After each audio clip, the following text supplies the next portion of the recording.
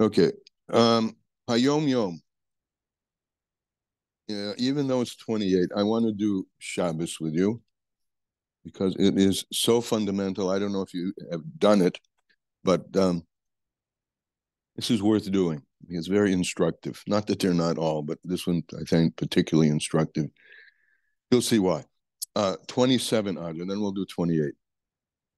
From my father's Sichas. This is Sichas of the Frierdiker Rebbe. No, excuse me.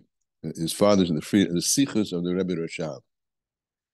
So in our parsha, the sin of Aaron's sons, right, Nadav Avihu, was, and quote, when they drew close before God and died. Now, what's wrong with coming close to God that one should die?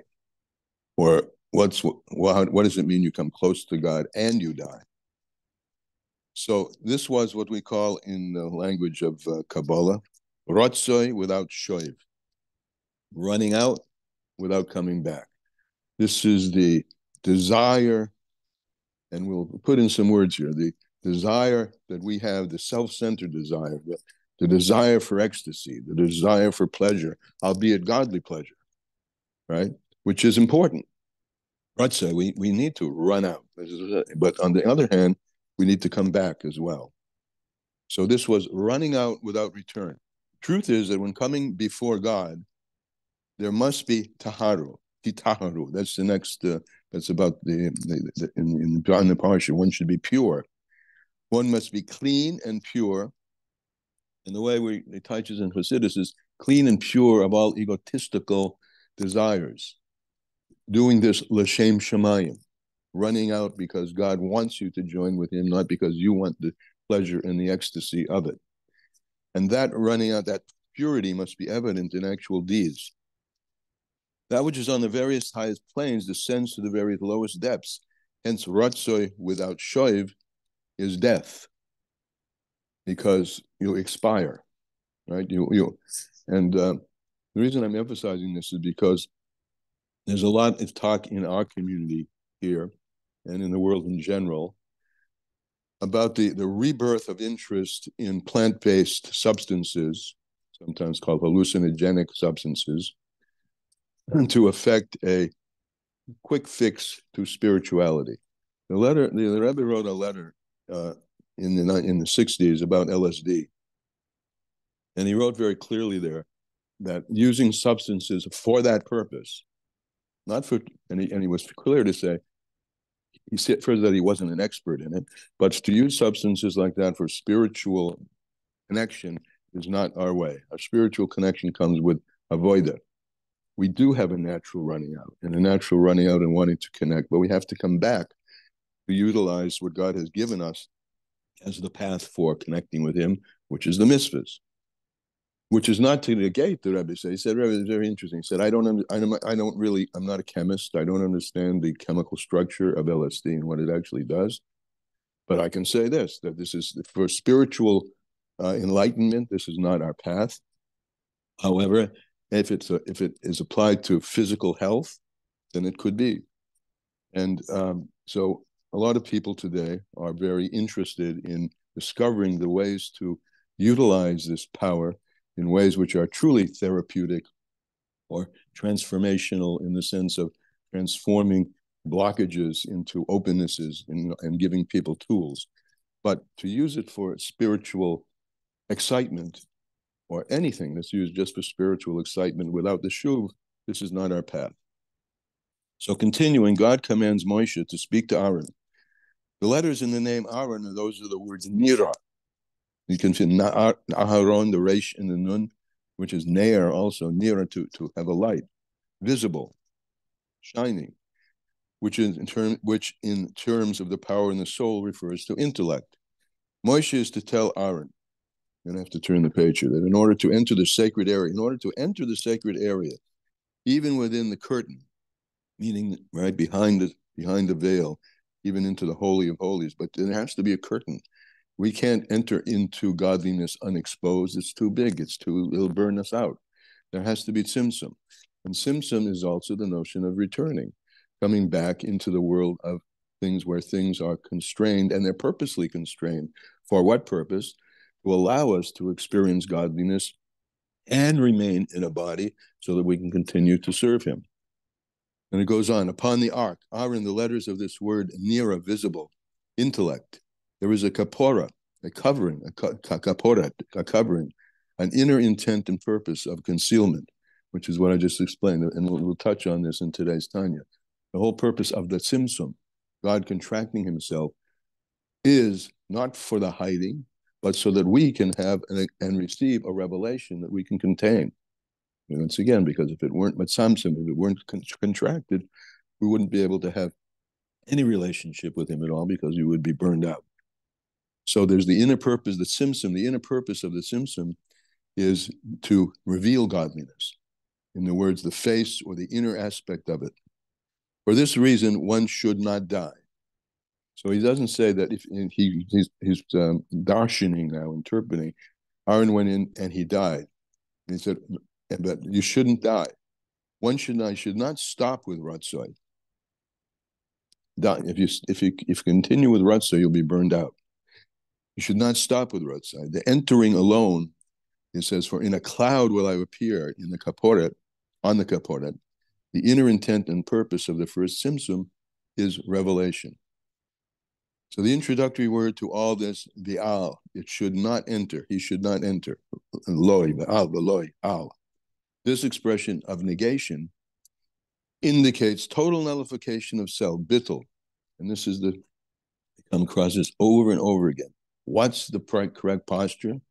To receive to receive truly what godly wants and to connect with him.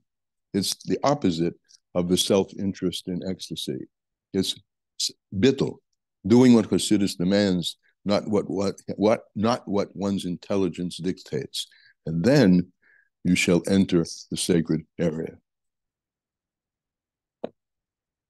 Okay, today is shorter.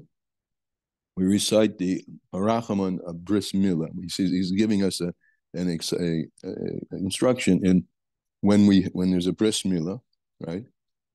And this is also from a Sikha at a Bris. So at Bris Milah we say, just as he enters into the covenant, so he may enter into Torah, marriage, and good deeds. It is our custom to make an advance payment on tuition fees for the boys' Torah studies. Here the Rebbe gave a sum of money and said, this is for the yeshiva. And one can note, I'm just saying this on my own, yeshiva means to sit. Rutz means to run. Rutzoi, run. This means to sit. Come back to your place. Get in your places, kids. And let's sit and learn. Okay. Refuah Shleimus. Hello? Yes, I'm here. Elka Rachel Basalisa. Baruch Ben Yamin Ben Rachel Blima. Yehudis Golda Basalisa Hana. Ava Daniela Basalisa Hana. Refuah Shleimus the Korah. Amen. Omer Ben Tali. Shalom Shetrit. Nachman Ben Rachel. Rachel Batzion Bas Devora. And Zachariah Jav Ben Alana. Refuah Shleimus the Korah Mamash. Amen. Tzviza Ave Ben Sprinza. David Menashe Ben Chava. Refuah Shleimus the Korah. Okay. Back to our story. Lessons in Tanya. We are, remember, in the middle of Shabbos, and then we'll do Sunday. And that middle in Lessons in Tanya is at the bottom of page 538.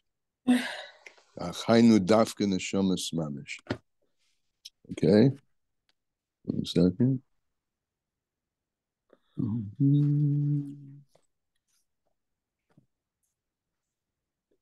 Yeah. Okay. Lessons in Tanya.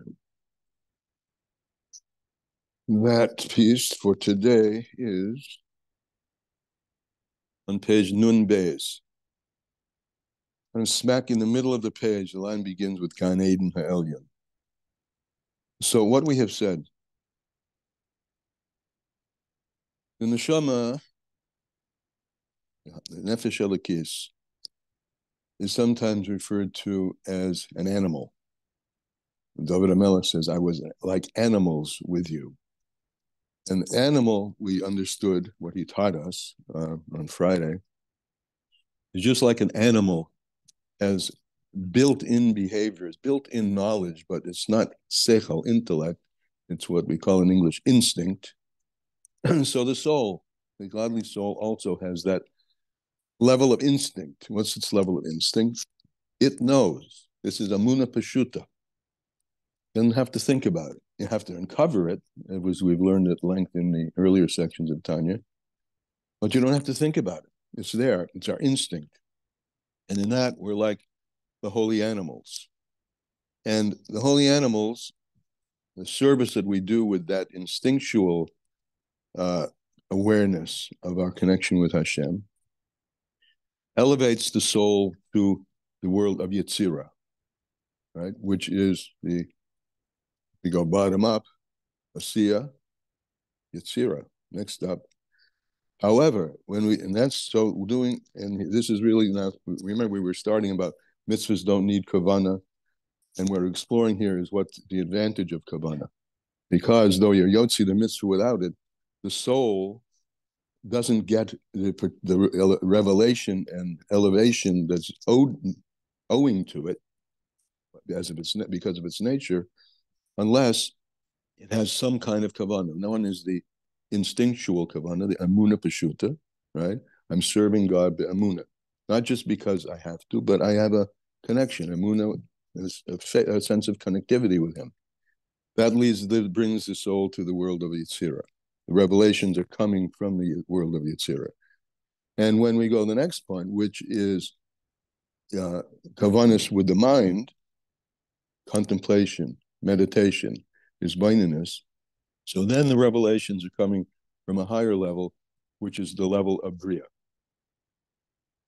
And he said that the first level is the level of souls, which most people are able to reach if you just foster the amuna. And the other is the level of tzaddikim, tzaddikim who have consciously worked on themselves to the point where they've passed through Beinani, which is where the void really is, and have been given the gift of tzaddik, so that the revelations come from a higher place. Now we'll start today's Tanya. So these are the places in worlds in which the revelations come, depending on the quality of and the kind of the nature of one's kavanas. Now this applies to the level of neshamas, right? There are 5 levels of the neshama, right? Nefesh, ruach, neshama itself, which is neshama, is a general term for the soul. It's also a level of the soul. Nefesh, ruach, neshama, and then chai and yechida, 5 levels. What we've talked about till now has been the level of elevation, or the level from which the revelation, or let's call it revelation, the connection with God, it comes down. This applies to souls, mamish. Shehen bechinas moichin de godless. This is talking about the souls of tzaddikim, who are at the level of what's called moichin de godless, big brains. Doesn't mean they're very smart.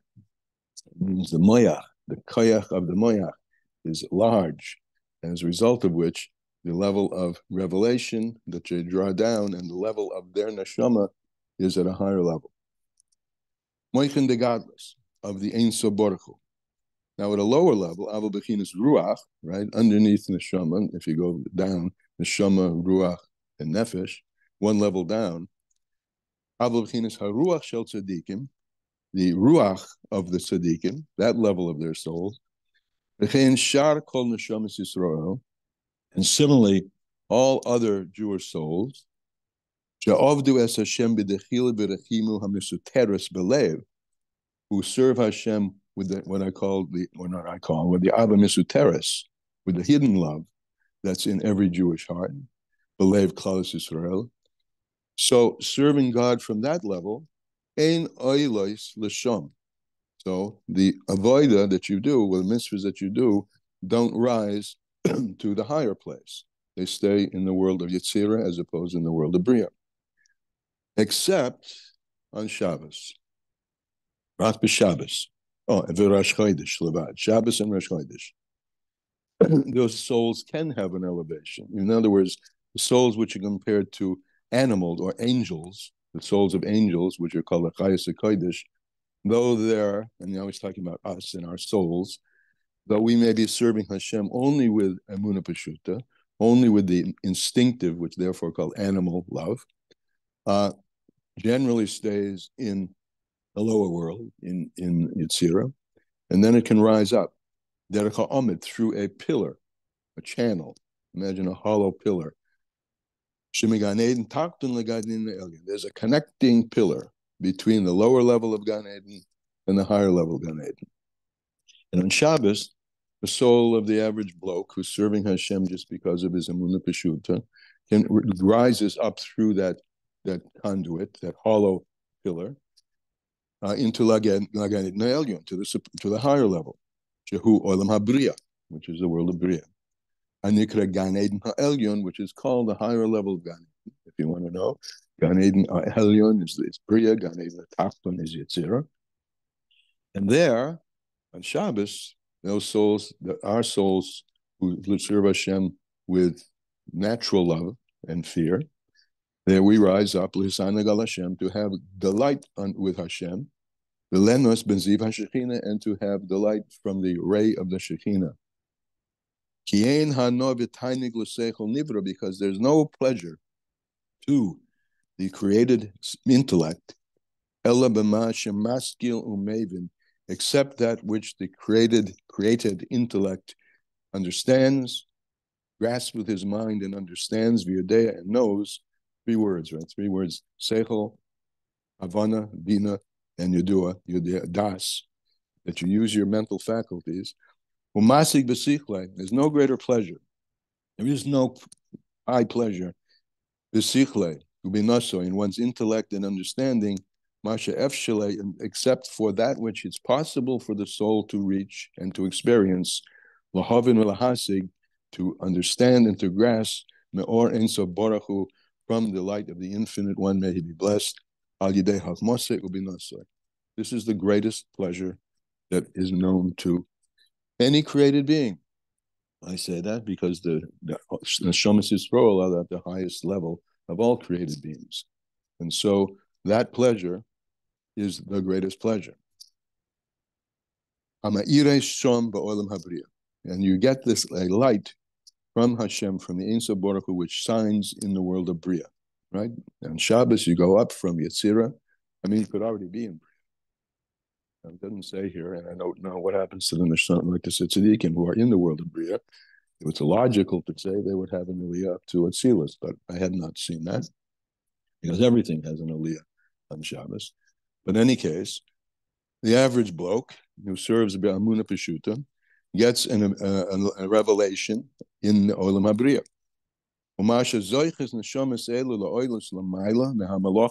And that which souls on Shabbos have the ability to rise higher than angels, because angels are always stuck. They don't get aliyahs. They're there to just serve.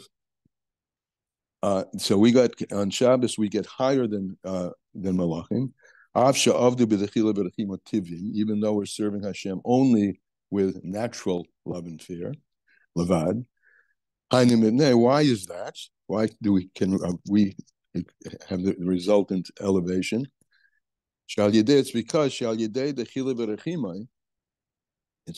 it's through this love and fear, or love and awe, this right contemplative love and fear. We do something with that. We utilize that to subjugate the Sitra Achra. Right? We're using that Ava Vayira as a tool for subjugating the negative. Malachim aren't involved in that. Malachim are just serving this mission, that mission. They're not involved in transforming darkness into light. That's the job of Neshamas Yisrael. So we transform Eskafia Sitra Achra, Hamalabeshet begufim, which is enclosed, the sitra achar, which is enclosed in our bodies, right? This is our nature, right? We've been given this duality, holy and the opposite, light and dark. We have been given a duality to resolve. Because there's this negativity, this darkness, this sitra achra, which is enclosed in our bodies, and the way it shows itself is in the commandments we have been given to turn from evil. We wouldn't need those commandments if we didn't have that inclination to evil. Lichvaish taivas, in order to, and what we do, that means conquering our taivas. Lishvoron, and to break them. And that's on the side of mitzvahs loisase, and also on the positive side. We have to press on through and do things which are on the side of kedusha. And we, he says, Haim, these are neshamas Yisrael, we are literally masters of bechira. We have choice. The angels don't have choice. They're animals. We have the choice to choose evil, chas v'sholem, u'bachur b'toiv. And what we do instead, we choose good. Lachfai l'sitra achar, to subjugate the sitra achar. L'stalka yekor dekucha brichu. And when we do that, there shines out, there bursts forth the glory of Hashem, the Holy One, blessed be He, and then in all worlds. That's the v'hulu. Yisrin ha'or, like the advantage of light, and then etc., the advantage of light from darkness, as we have spoken about above. So all of this that we've spoken about is where neshamas dwell, their dwelling place, in worlds, their position in worlds, world of Yetzirah, or world of Bria, etc.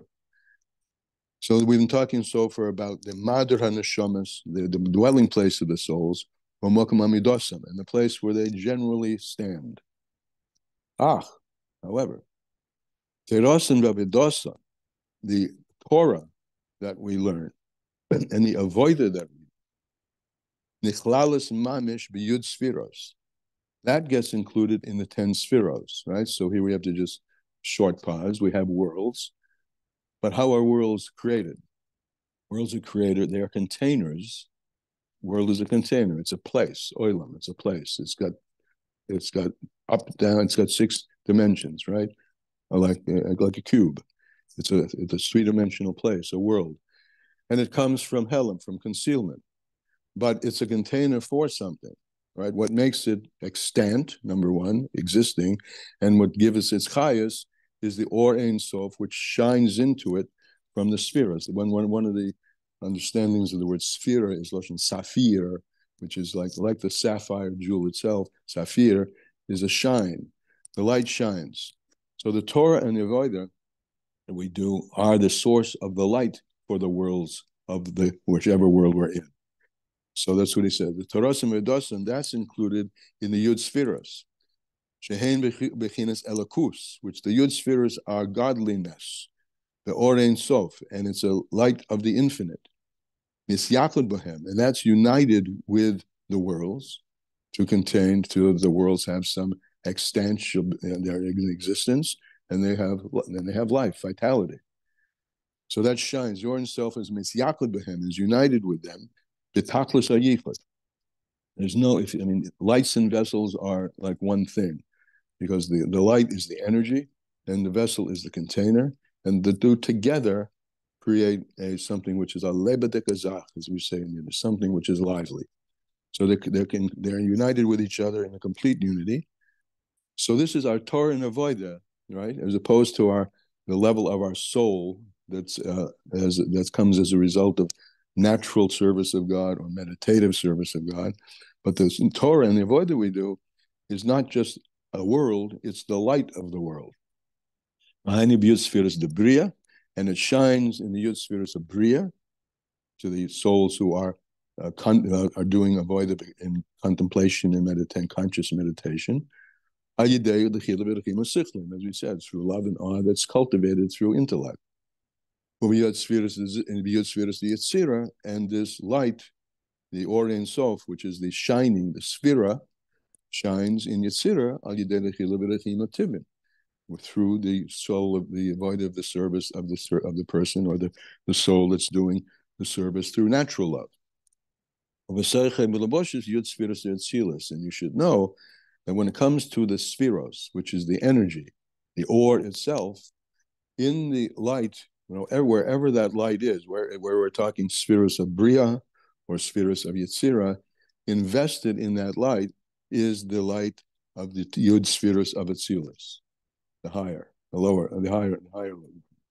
And it's united with them. So the Or Ein Sof, it's interesting what we're saying here. The Or Ein Sof is manifest in different levels.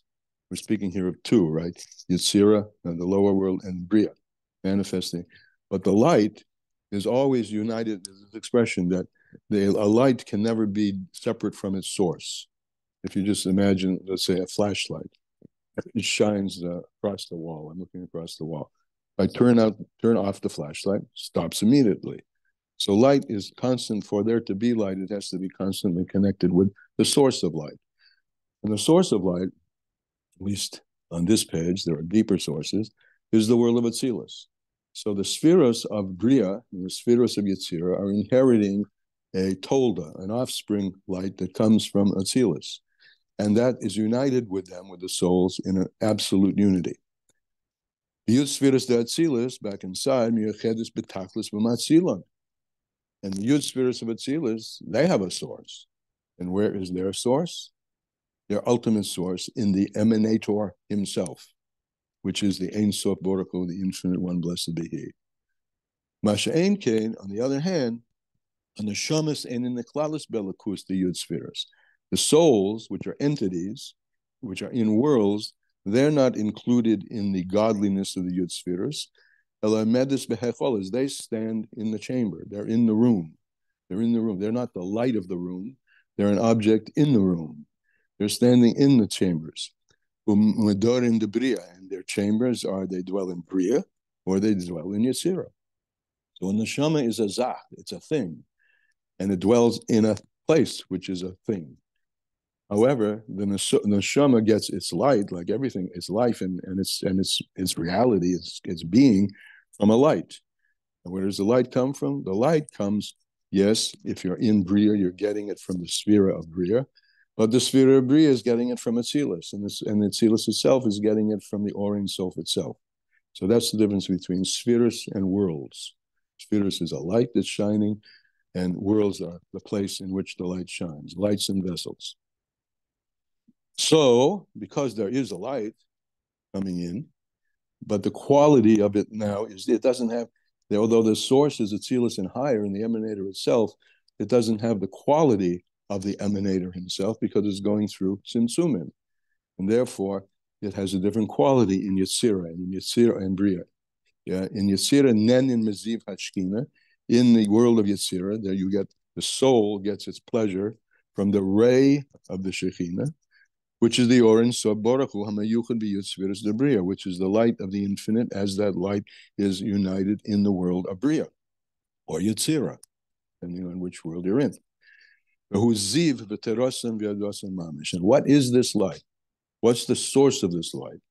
What is it that's turned on and illuminating your soul in these worlds? It's the connection you had with Torah and Avodah. It's the Torasan, Avodasan Mamish, the connection you've had. Your soul shines. Your soul is there, right? And it's in one of these worlds. It could be in another world. But we're using these two worlds. If you're doing Avodah, natural Avodah, it's in Yitzhira, this object called the soul. If you're doing Avodah with Kamman, intellectual, Hisbaininess, it's in the higher world. And what's enlivening it? It's the Torah and Avodah that you've done in your daily life. See the Zohar in parts of the Yakel, Daf Reish Nun. Reish Nun, I can't read it.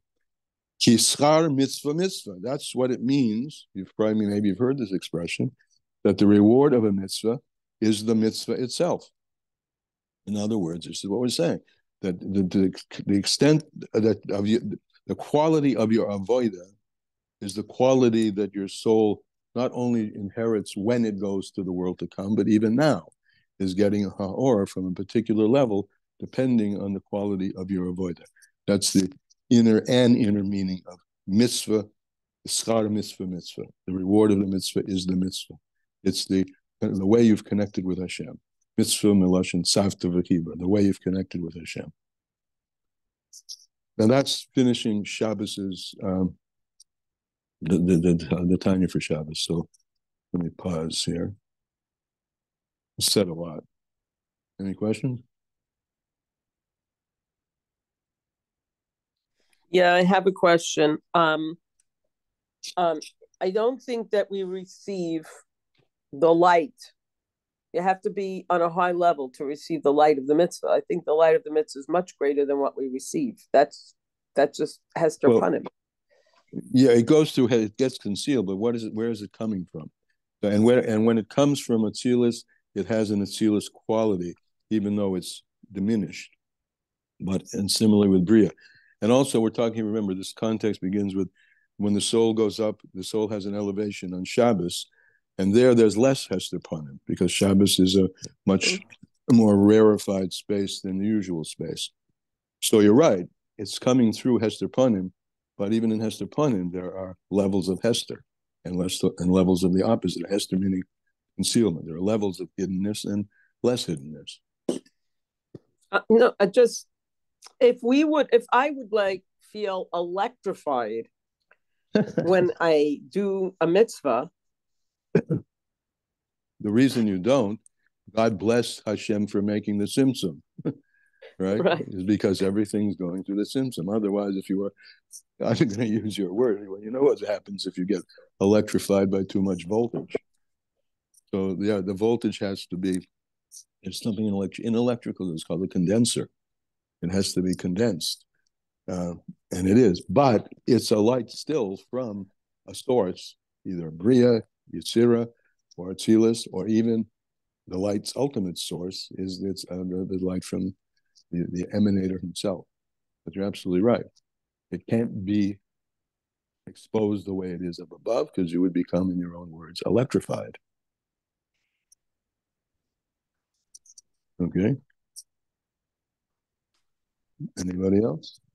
Good question, though. Anybody else? Yes, another thought to share, and the amazing, really totally amazing piece of this is that when the Alter Rebbe says we are the light of the world, maybe those were your own words, meaning that I didn't remember saying that. We are the light of the world. Well, you did, because I wrote it down when you said it. That we Jews are the light. Oh, we Jews are the light of the world. Yes, absolutely. Right. This is because he's talking about the Neshamas Yisrael. Exactly. Okay, right? So let me just continue why I'm quoting what you said, because even though we're the simplistic, who the Baal Shem Tov, by the way, loved, that consciousness of the simple Yid, the Amuna Pashuta, that level, which we think maybe is the lowest level, in truth, that was the most beloved level that the Baal Shem Tov brought out. Mm-hmm. And that very level of Amuna Pashuta is the level that indeed Hashem allows us, and we're connected to the essence of God. We can become connected to the essence of God. We may not feel it, like Rosa said, and it's better that we don't feel it. That's also the kindness of God.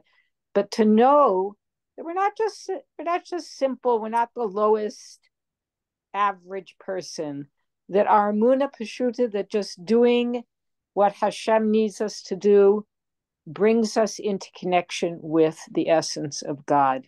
And that's why Jews are the light of the world. And that's really an amazing consciousness. Rabbi Ginsburg says of that channel that you talked about, where we go up in consciousness, he said that's what's called the pillar.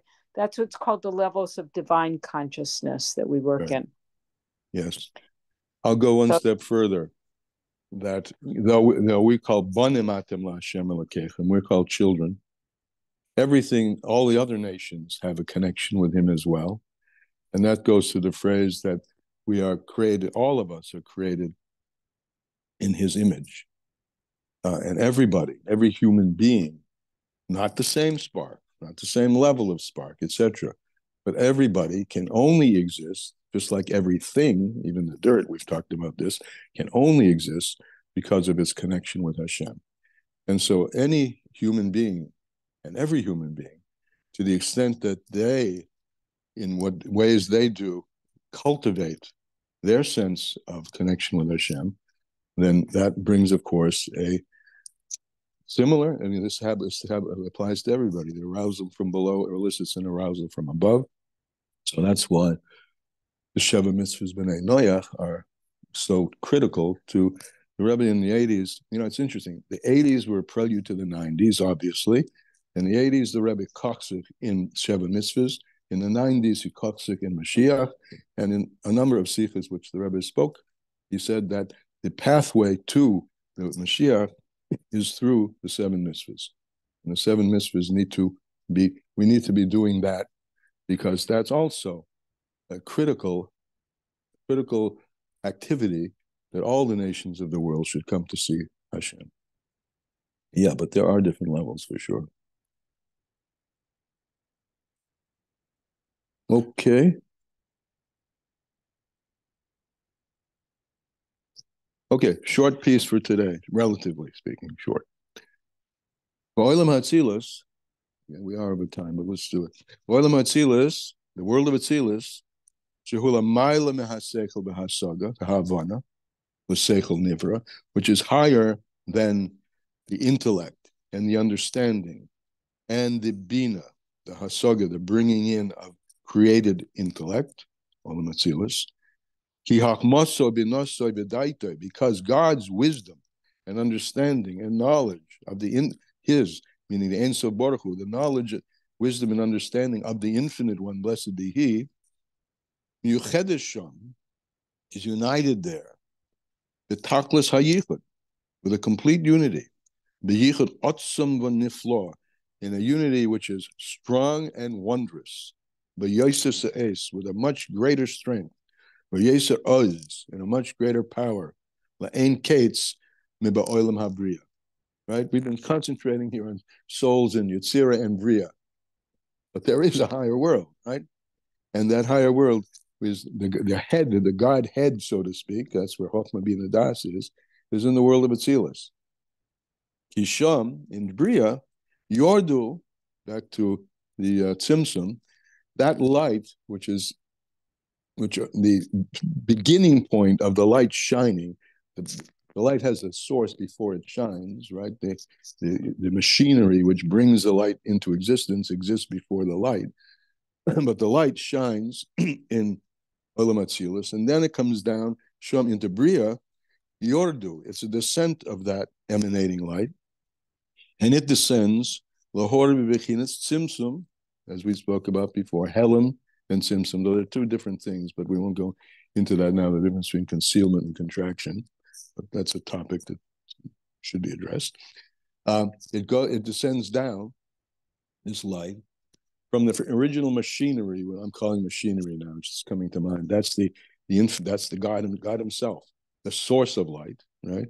It comes down, first it appears in Atzilas, and then it goes down through another Tzimtzum into Briya, Bechinas Tzimtzum, as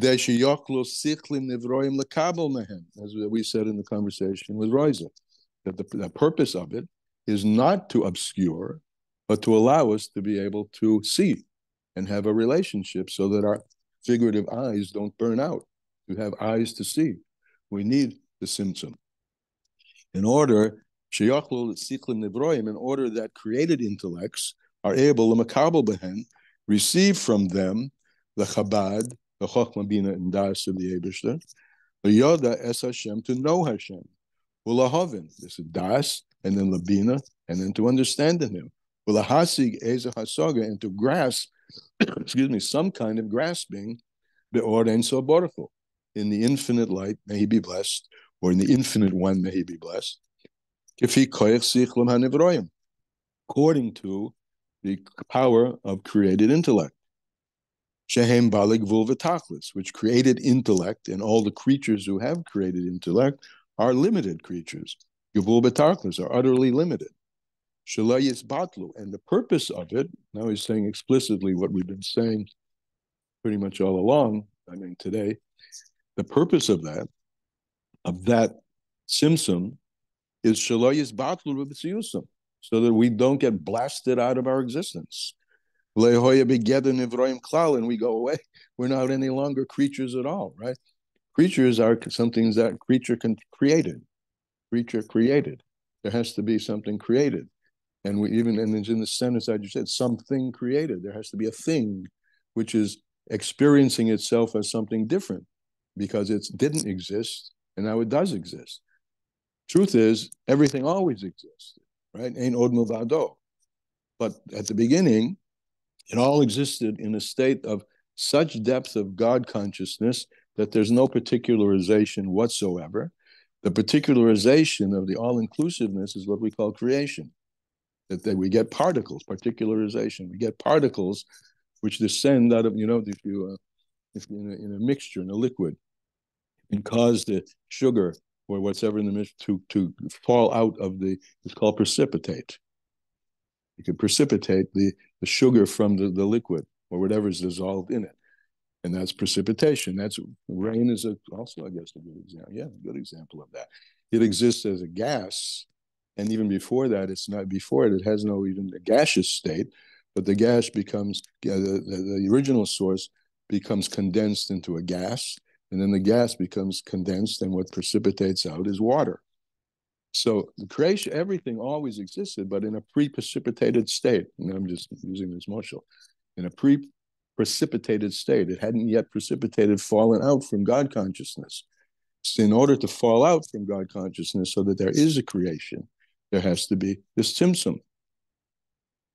Begeden avoim, so that things exist in the state of experiencing themselves as created things. But if that light were not mitzamtzum, if it weren't contracted, everything would revert to the way it is in God's source, in its makod v'shorshim, in its source and root, shehu bechinas elokus mamish, which is godliness mamish. So that's today. I mean, it's just beautiful, I think, shorts the purpose of the tzimtzum. The purpose of the tzimtzum is for us, so that we can have existence and serve him and run out of our contained existence to have an experience of him. And it's just like, there's an interesting story. It's about Shem, since you mentioned about Shem Tov, since we got short, I'll make it short. Chassid of the Baal Shem Tov. He's yearning to go to Yerushalayim. And he asked the Baal Shem Tov, can I go? And he never gets permission to go, but he takes upon himself to go. And then the story can be told long about how his trip, and he's closer and closer, and he reaches the land, and he kisses the land, and he goes up. But the short story, he goes through all of those stages, which is beautiful to tell the story longer. He goes up to the Beis Hamikdash, and he goes into the Beis Hamikdash. This is in his dream, right? And he gets into the temple. He's inside the temple. And he goes into the Holy of Holies, and he opens the ark, and he sees the face of the Baal Shem Tov. So you don't have to travel far physically to travel far godly. That's the word. Okay, that's today's time. Elokus mamish. Any questions, comments? Okay, so I guess sort of in Sarah's words, let's all just remember we're a container for God himself, or for godliness himself at least. And our job is to bring that and show that and make it operational and desirable for everybody to want it and grab it themselves, because everybody can. Beautiful. Okay? Mm-hmm. So we meet again. Bye-bye. Thank you. Bye-bye. Thank you.